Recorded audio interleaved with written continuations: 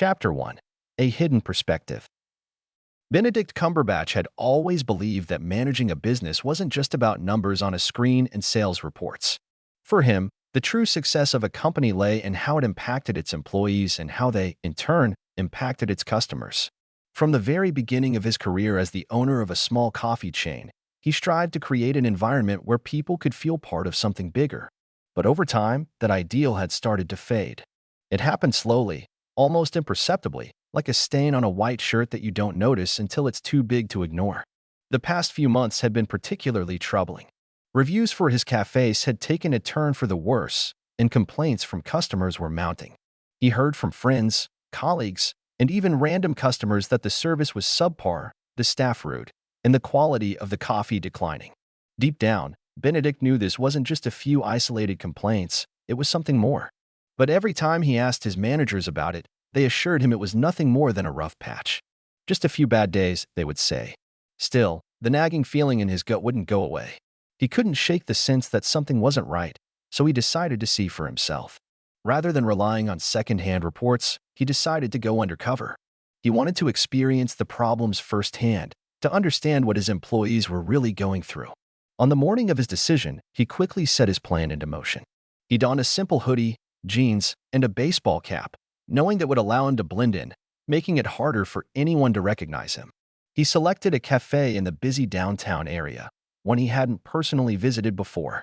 This would give him the perfect opportunity to see the store's reality from a fresh perspective. The moment he stepped into the cafe, the vibe felt off.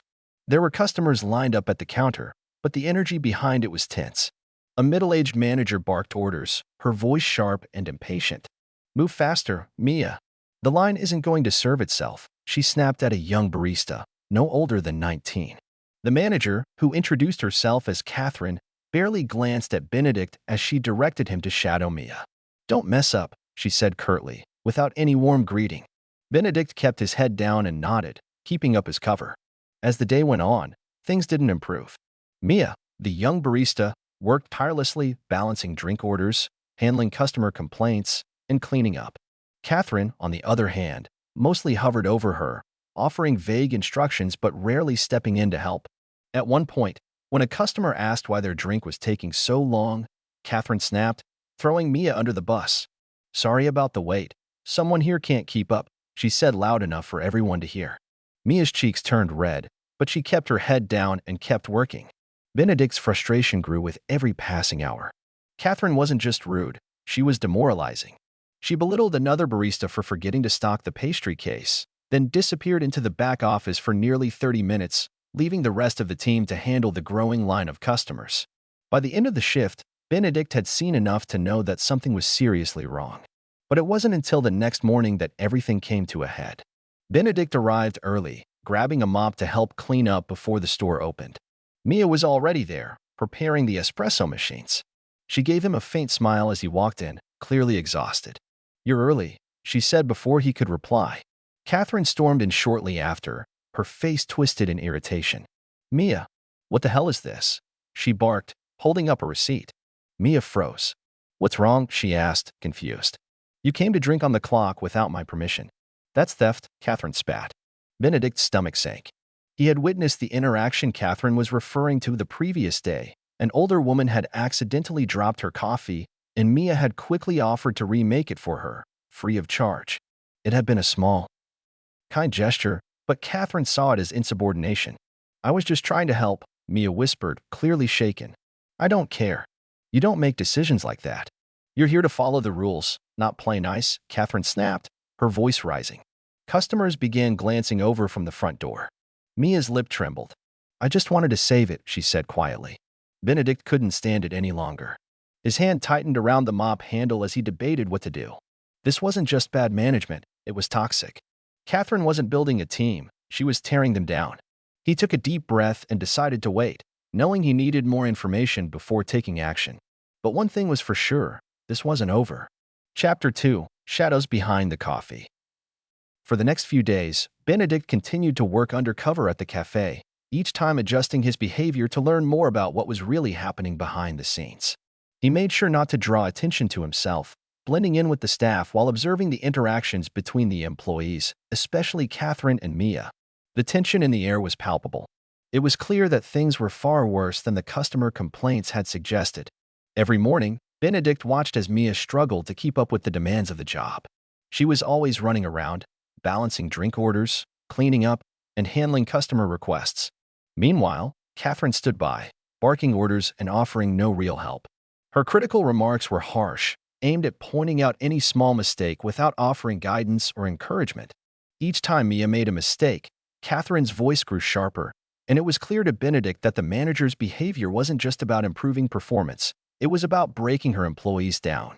One morning, as the cafe filled with the usual morning rush, Benedict watched as Catherine berated Mia for something as trivial as a coffee cup being slightly off-center. "You've been working here for how long, and you still can't get it right?" she snapped. Mia flinched, but she didn't argue. She just nodded and quickly moved on to the next task, trying her best to keep up. The longer Benedict stayed, the more he realized how unhealthy the atmosphere was. It wasn't just that Catherine was a bad manager, it was that she was actively undermining her team. Every interaction with her seemed designed to make her employees feel less than capable. When a customer asked why their drink was delayed, Catherine didn't apologize or try to manage the situation. Instead, she threw Mia under the bus, shifting the blame onto her publicly. "Sorry about that. Someone here doesn't know how to keep up," she said loud enough for the whole cafe to hear. Benedict had seen enough. He knew that this wasn't just about a few bad days or one difficult manager. There was a deeper issue at play. The entire culture of the store was broken, and Catherine was the one driving it into the ground. It wasn't until the following morning that Benedict witnessed the final straw. He had arrived early again to help clean up before the store opened, hoping to get a better sense of the daily routine. Mia was already there, preparing the machines, her exhaustion visible in the way she moved. She was working as though she didn't have the strength for another shift, but she kept going. Benedict watched her for a moment, feeling a deep sense of frustration. Just then, Catherine entered the cafe, and without skipping a beat, she saw something that seemed to trigger her. "Mia," she barked. "What's this?" She held up a receipt with a look of fury. Mia froze. Catherine's accusation was a simple misunderstanding. Mia had given a free drink to a regular customer who had accidentally spilled their coffee. But to Catherine, this was a betrayal. "You didn't get my permission to do that," she snapped. "That's theft. Don't make decisions without me." Mia's face turned pale, and she struggled to find the right words. I was just trying to help," she said softly, her voice almost trembling. Benedict's blood boiled as he watched the interaction unfold. He had been there when the older woman dropped her coffee. Mia had simply offered to replace it, a small act of kindness that had clearly been misconstrued as insubordination. Benedict could see the toll it was taking on Mia, her self-esteem, her energy. Catherine wasn't just a bad manager. She was a bully, and her tactics were destroying the morale of the entire team.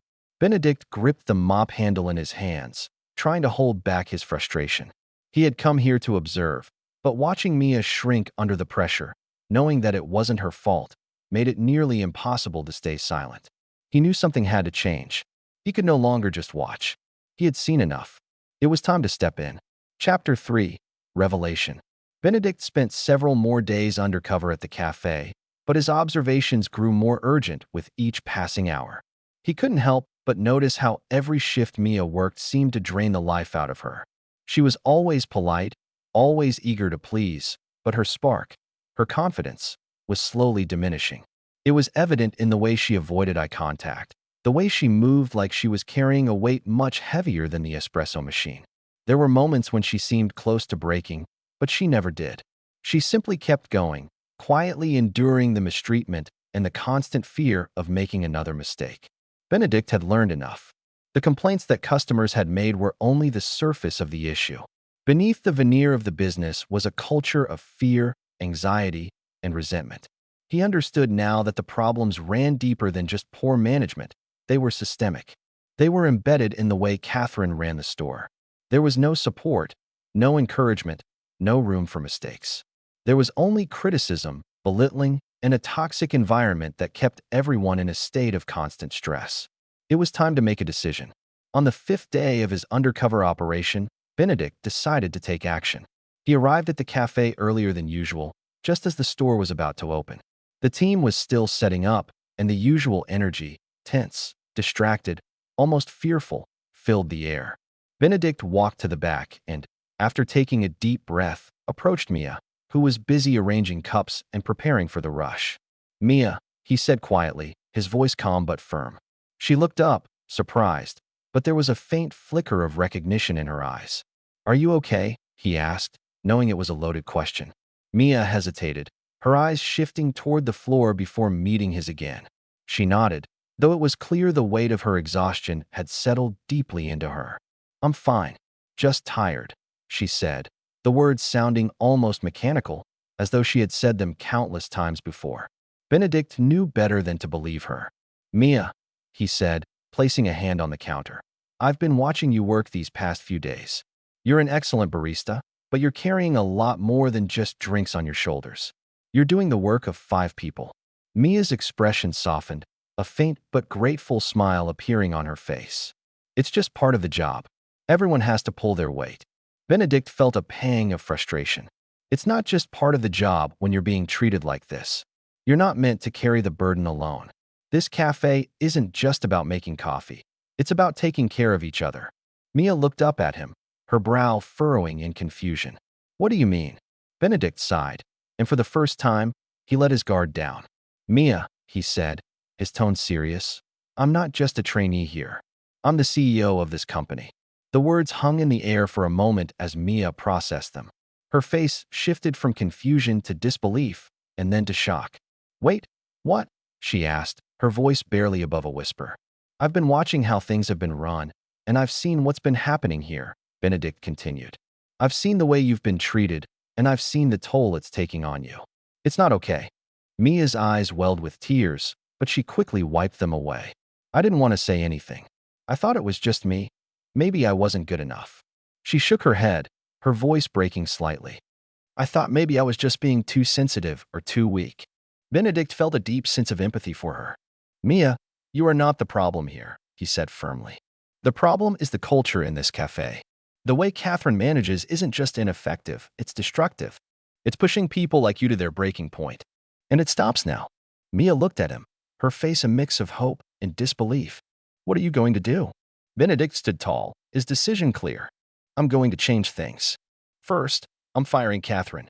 She's not fit to lead. Second, I'm promoting you to shift leader.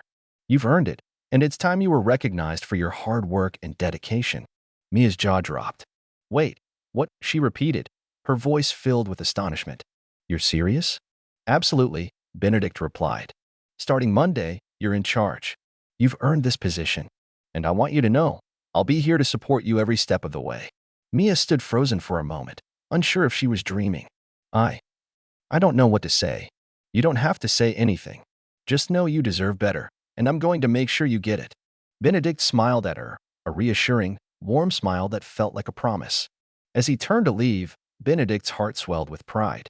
This was the right decision, the first step toward restoring the cafe and creating a place where people were not only appreciated for their hard work, but also treated with respect and dignity. It wouldn't be easy, but he was prepared to see it through. He couldn't let Mia, or anyone else, continue to suffer under Catherine's toxic management. But the real work had only just begun. Chapter 4. The Decision. After firing Catherine, the atmosphere in the cafe shifted noticeably. It wasn't just the immediate change in leadership. It was the relief, the sense of liberation that seemed to ripple through the team. Benedict had made the decision to restore order and fairness, but the real work was just beginning. He couldn't expect the team to trust him immediately, and he knew that he would have to work hard to earn that trust. Benedict remained in the cafe for the next few days, staying out of the way but watching carefully. He spent time with the team, chatting briefly with each of them, hearing their concerns, and offering a listening ear when needed. He knew he had to show them that things would be different now, but words alone wouldn't be enough. He had to prove it with action. Mia, now promoted to shift leader, had an air of quiet confidence about her, though she still seemed to be walking on eggshells. She didn't yet know how to lead with authority, how to manage the others without feeling like she was pushing them too hard or becoming another version of Catherine. But she was trying.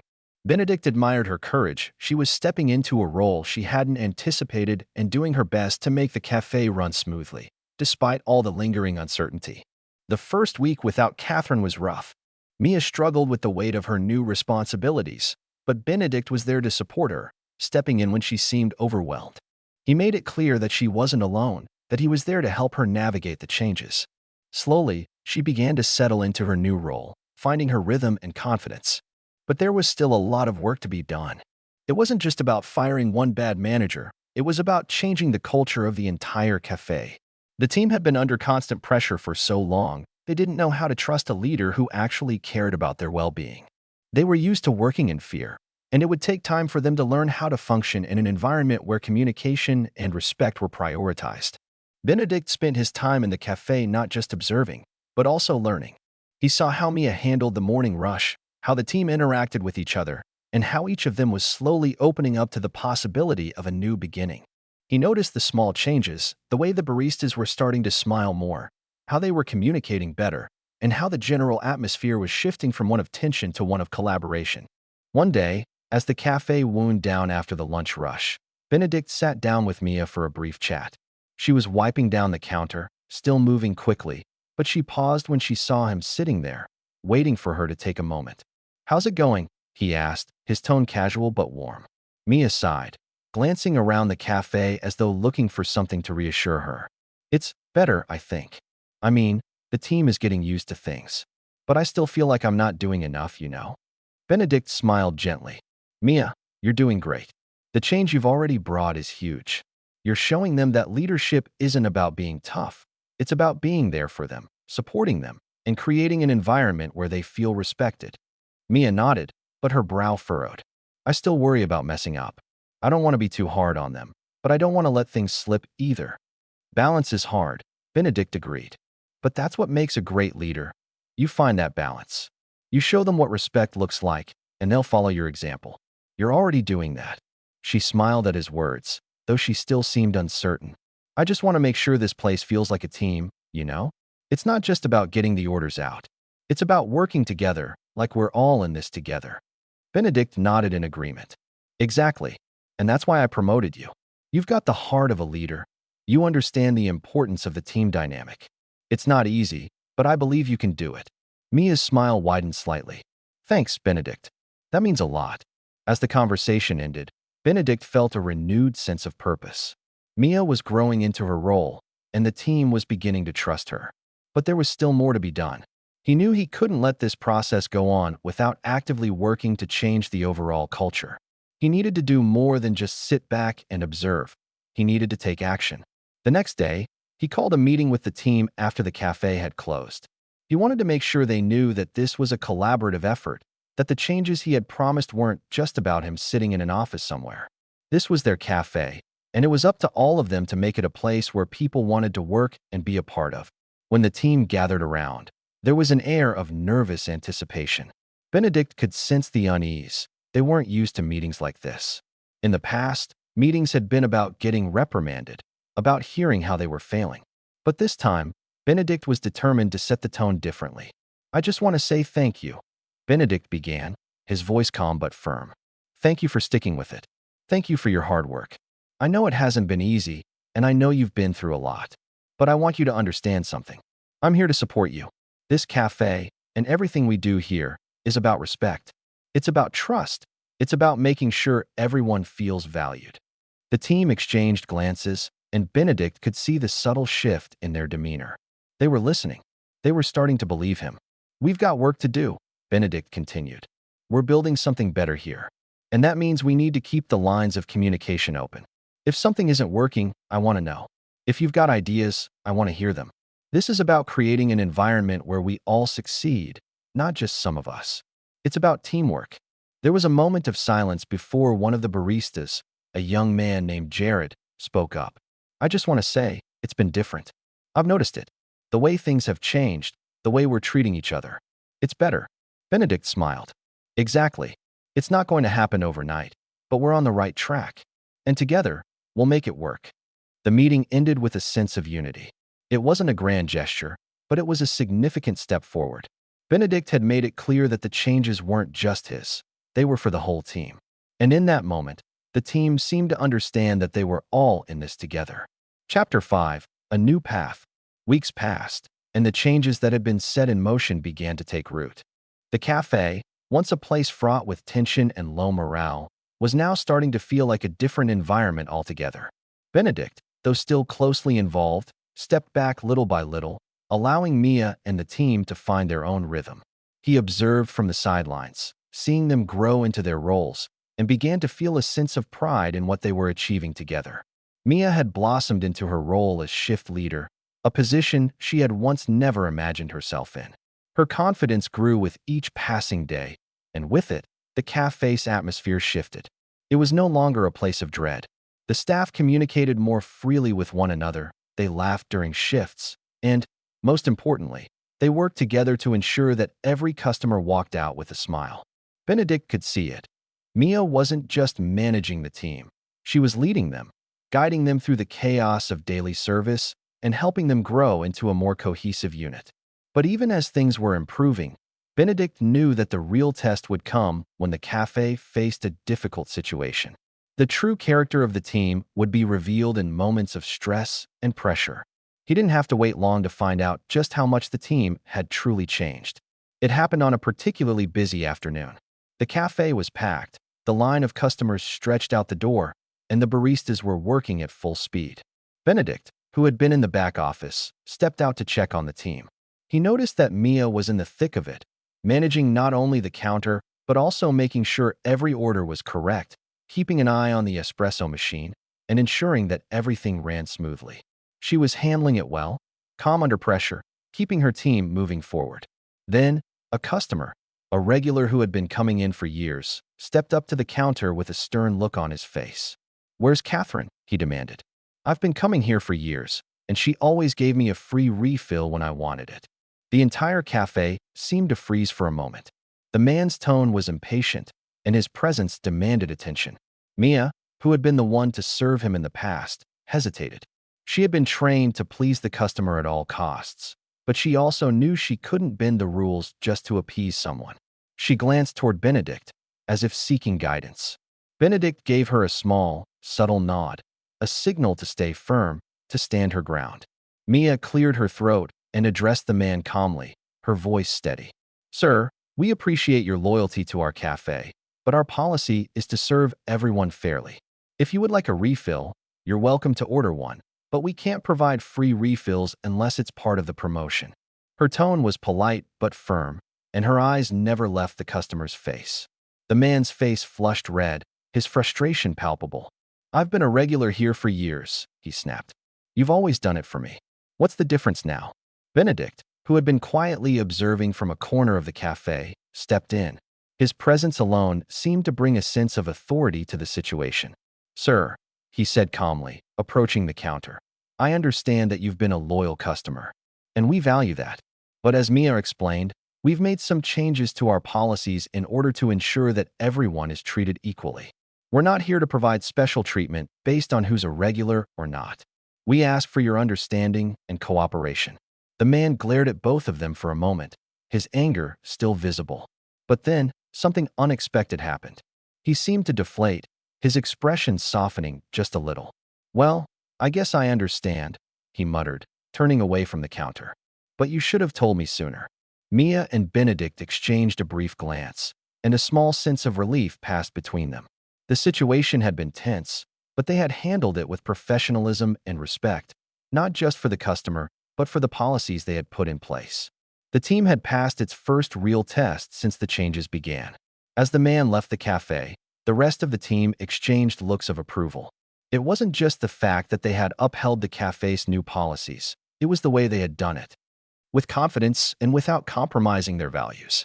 They were learning, day by day, that leadership meant more than just giving orders. It meant standing firm, even when it was difficult, and earning the respect of both customers and colleagues alike. Later that afternoon, as the cafe began to quiet down, Mia took a moment to speak with Benedict. "I wasn't sure how that was going to go," she admitted, her voice full of quiet gratitude. "But it worked. I handled it." Benedict smiled. "You did more than handle it, Mia. You took charge. You've got a natural sense of leadership, and you're doing it the right way." Mia looked down at the counter, her smile faint but sincere. "I'm still figuring it out.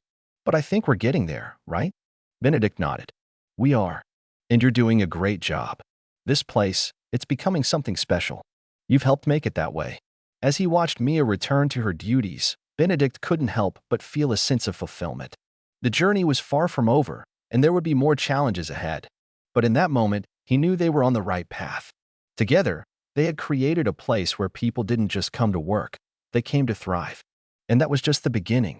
This chapter highlights a pivotal moment of growth for Mia and the cafe as a whole. They faced their first true challenge, and through it, Mia proves her leadership abilities while Benedict provides the support needed to make sure the team remains strong. It demonstrates the transformation from a toxic environment to one of respect and professionalism, with the team learning how to navigate difficult situations with confidence and integrity. If you enjoyed this story, we'd love for you to give it a like and subscribe to our channel. Your support means the world to us and motivates us to continue sharing heartwarming, inspiring stories almost every day.